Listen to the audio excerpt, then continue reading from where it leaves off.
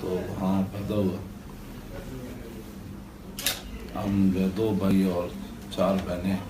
اچھا. 1974 جون کے اندر میں پڑھنے کے لیے آیا جب تاریخ ختم نبوت پورے عروج پر تھی. ٹھیک ہے. تو میں اس وقت جیلم آیا تو جیلم کے اندر یہ تاریخ چل رہی تھی. آپ کی عمر کتنی تھی اس وقت؟ اس وقت میں 5ویں جماعت کی کتابیں میں نے لی تھی تاکہ سکول نہیں گیا تھا.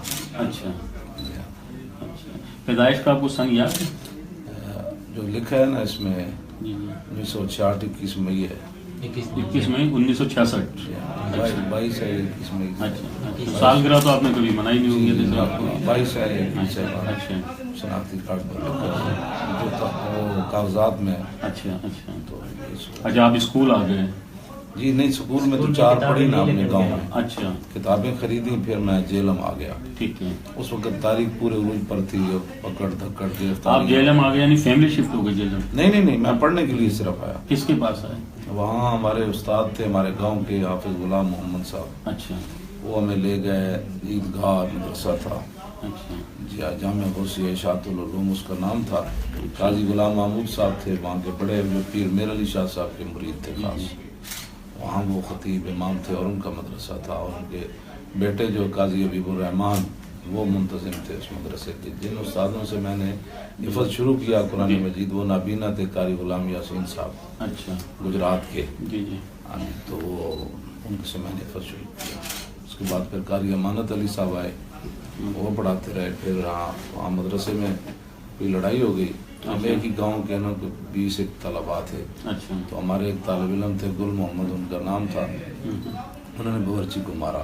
اچھا. وہ گر گیا، اس کا خون بہ نکلا. تو اس کو جب نکالنا چاہا تو ہم سارے ہی پھر جو ہے وہ جو ہمارے استاد تھے بڑے جو ہمیں لائے تھے وہ دارالعلوم مشین محلہ نمبر 1 جو ہے جیلم میں وہاں مدرسہ تھا، وہاں لے گئے. تو 12 سپارے میں نے ادھر حفظ کیے. اچھا. جامع مسجد عیدگاہ نیا محلہ جیلم میں. باقی مشین محلہ نمبر 1 جو ہے جیلم کے، باقی اس میں نے 18 سپارے وہاں حفظ کیے. پھر وہاں حفظ کرنے کے بعد پھر میں دینے چلا گیا، وہاں قرات پڑھی. اچھا. اور پھر وہاں قرات پڑھنے کے بعد 1980 میں پھر لاہور آیا. اچھا. قرآن جو آپ نے حفظ کیا کتنی ایج ہوگی تقریباً جب آپ نے حفظ کر لیا؟ جی اس وقت آپ اندازہ کر لیں بھائی 78 میں نے حفظ کیا، 4 سال لگے. اچھا. اور 66 کی پیدائش ہے تو 12 سال کی عمر میں تقریباً. ماشاء اللہ. اچھا ٹھیک ہے، آگے چلیں. پھر آپ نے میں نے تجوید پڑھی 2 سال. اچھا. 78 سے 80 تک. اچھا. پھر میں وہاں آ گیا. پھر وہاں سے 80 کے بعد لاہور آ گیا. اچھا. آپ نے ایک منظم زندگی گزاری مدرسے میں. ظاہر ہے کہ ایک منظم لائف ہوتی ہے، صبح فجر کے ٹائم اٹھ جانا ہے نا یہ. لیکن رمضان ایسا تو ممکن نہیں ہے کہ بچپن ہو اور آدمی نے شرارتیں نہ کی ہوں. کچھ شرارتیں تو آپ بھی کرتے. میرے بارے میں یہ میری والدہ بھی کہتے تھے اور میں نے مجھے رہنمائی کرنے والا کوئی نہیں تھا. اس کے باوجود باوضو ہو کر اور سورہ محمد شریف پڑھ کے میں سوتا تھا. مجھے کسی پیر نے نہیں بتایا تھا، کسی نے بھی نہیں. اچھا.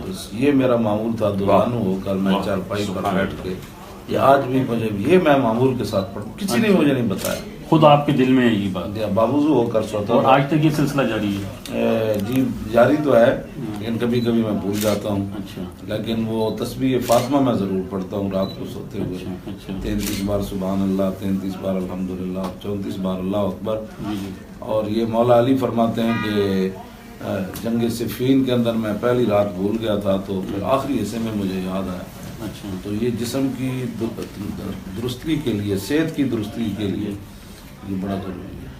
اچھا. شرارت یعنی کوئی نہیں کیا اپنا؟ شرارت میں اکیلی اثر کے بعد جاتا تھا مینار پاکستان. اچھا. اور روزانہ. اچھا. آج بھی وہ مجھے مناظر یاد ہیں کہ میں ایسے گلی سے ہو کر پھر ایسے اندر سے یا وہ قلعے کے قریب سے جا رہے. وہاں ایک والی بال والی ٹیم ہوتی تو وہ میں والی بال دیکھتا. جب دیکھتا کہ وہ سورج غروب ہونے لگا تو پھر وہاں پیدل میں جو ہے وہ واپس آ جاتا. تو سوتر منڈی ایک مسجد تھی، قاری عبد القیوم صاحب تھے، تو ان مغرب کی نماز میں ان کے پیچھے پڑھتا تھا. وہ ساتھ ہی پھر آ کے روٹی کھاتے اور پھر اپنا نظام شروع ہو جاتا. یہ روزانہ جانا وہاں کوئی خاص وجہ تھی؟ سیر کے لیے بیٹھے جو رہتے تھے.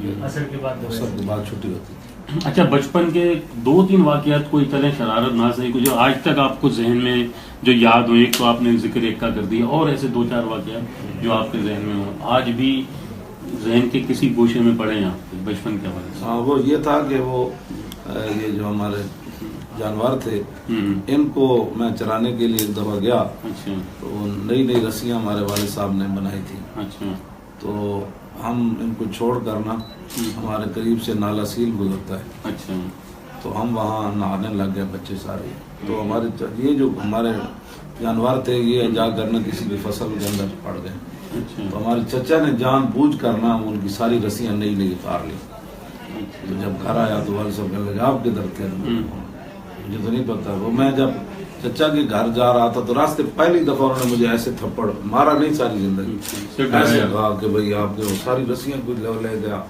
تو میں پھر چچا گھر جا رہا تھا تو واپس آ رہے تھے کہ بھئی وہ رسیاں کس نے اتاری ہیں، پھر بتا دی انہوں نے؟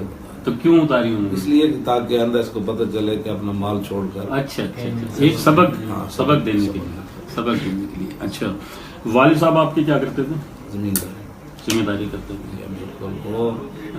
وہ یہ بھی تھا کہ میں نے مری کے اندر قرآن مجید سنایا 82 میں، تو وہاں تو بڑی ٹھنڈ تھی، جب میں 30ویں ختم شریف کر گیا تو والد صاحب کہنے لگے کہ بھائی وہ جوار باجرہ یہ چیزیں بھیجنی ہیں تو آپ برائے مہربانی صبح صبح ہمارے ساتھ چلیں، چچا بھی آپ کا ہوگا میں بھی ہوں گا، تو گرمی آنے سے پہلے نا آپ تھوڑا سا میں بیج دوڑوں گا تو آپ ہل چلائیں، تو وہ ہم کو پتہ ہے یہ ہوتا ہے کہ تھوڑا سا اور ہو جائے تھوڑا سا اور ہو جائے، انہوں نے کرتے کرتے مجھے اتنا روزہ لگا کہ وہ کنویں پر سارا دن مجھے لٹا کر پانی ڈالتے رہے کہ بھائی مجھے بہت ہی روزہ اس دن لگا، تو والدہ بہت ناراض ہوئی، آپ نے بچے کو برباد کر دیا، تو وہ بھی مجھے یاد ہے۔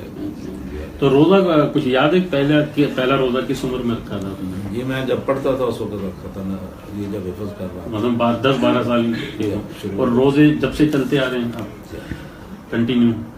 اچھا یہ جو میرا ایکسیڈنٹ ہوا نا جی جی اس سال جب رمضان شریف آیا تو کچھ روزے میرے رہ گئے، ظاہر ہے کہ دوائی کی وجہ سے، جی دوائی کی وجہ سے پھر حالت ایسی ہوگی، حالت بہت وہ اس پہ تو اس کا ذکر آگے چل کے آئے گا۔ اچھا میں یہ معلوم کرنا چاہ رہا تھا کہ گھر پہ جب بچہ ہوتا ہے تو کسی نہ کسی کے زیادہ زیر اثر ہوتا ہے، عموماً تو لڑکے والدہ کے زیر اثر زیادہ دیکھے گئے ہیں، ایک جنرل بات ہے، والد کے بھی ہوتے ہیں، آپ کس سے زیادہ اٹیچ تھے؟ میں والد صاحب سے زیادہ، اچھا وہ مجھ سے بہت زیادہ ہی پیار کرتے ہیں، اچھا بہت زیادہ، وہ بولنے بھی نہیں دیتے تھے جب میرے ساتھ۔ اچھا حیات ہیں ابھی والد صاحب؟ ان کا نام کیا تھا ان کا؟ لال خان، لام عین لام، لال اچھا لال خان، اچھا کب انتقال ہوا ان کا؟ یہ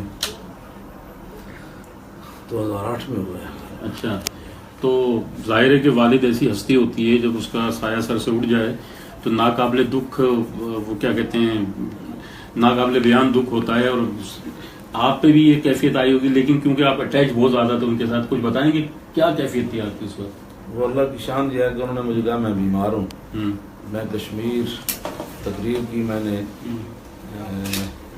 28 اپریل کو، جی جی تو راستے میں فون آیا کہ میری طبیعت نہیں ٹھیک، تو میں نے اپنے ڈرائیور کو کہا گاؤں چلتے، گاؤں جو ہے وہ پہنچا، صبح راستے میں میں نے ایک احمد آل جگہ آتی ہے کھوڑ کے قریب، وہاں میں نے صبح کی نماز پڑھی، پھر میں گاؤں پہنچا، صبح بھی وہ بیٹھے ہوئے تھے، میں نے دروازہ کھٹکھٹایا تو میری وہ بھتیجی تھی، اس کو کہا کھولو، حافظ آ گیا ہے، مجھے حافظ کہتے تھے، اچھا آ گیا تو میں ملا، تو طبیعت ان کی جو ہے نا عجیب و غریب تھی، یعنی محسوس، اور مجھے لگتا تھا کہ ان کو آخری وقت شاید آ گئے، مجھے بڑی محبت سے اٹھ کے ملے، پھر میں نے کہا آج مجھے نا وہ دال والی روٹی تھی، پیاز جس میں ڈالتے ہیں نا وہ، تو انہوں نے میری وہ بھائی کی بیوی کہا کہ ادھر لاؤ سارا نظام میں تیار کرتا ہوں، تو میں سو گیا، پھر دھوپ آ گئی تو انہوں نے آگے سے کپڑا کھڑا کیا، پھر مجھے اٹھایا، روٹی کے ٹائم کھایا، لیکن ان کی زور تک میرے ساتھ گفتگو کرتے رہے،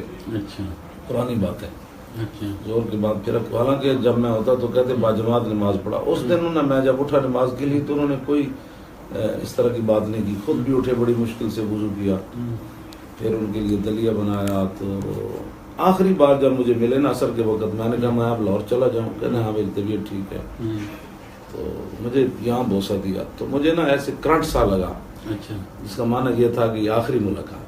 اچھا، اس سے آپ کو اندازہ اندازہ ہوا. واقعی. کیوں پہلے بھی کبھی ادھر بوسہ دیتے تھے یا فرسٹ ٹائم دیا؟ نہیں دیا تھا، دیتے تھے لیکن اس کرنٹ نہیں لگا. کرنٹ نہیں لگا. اچھا. تو رات گزری ہم.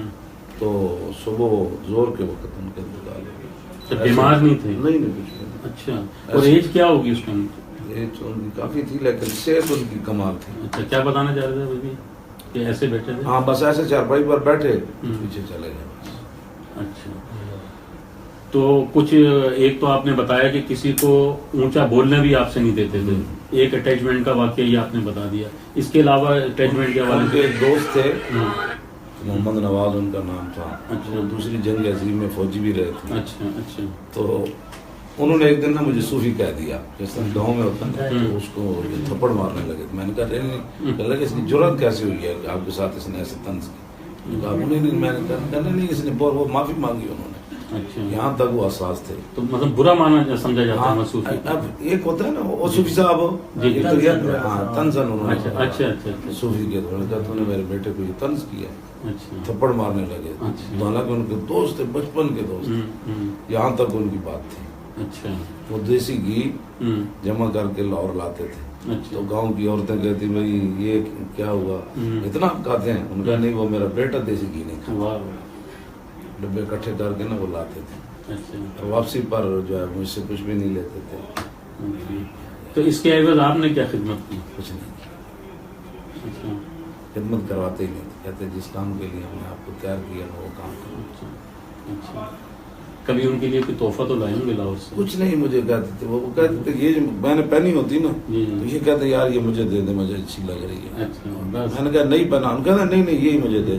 یا پگڑی میری ہونی تو یہ ٹوپی یہ براؤن. کہتے یار یہ مجھے دے دو. تیل لگانے سے نا میلی نہیں ہوتی سفید میلی ہو جاتی ہے.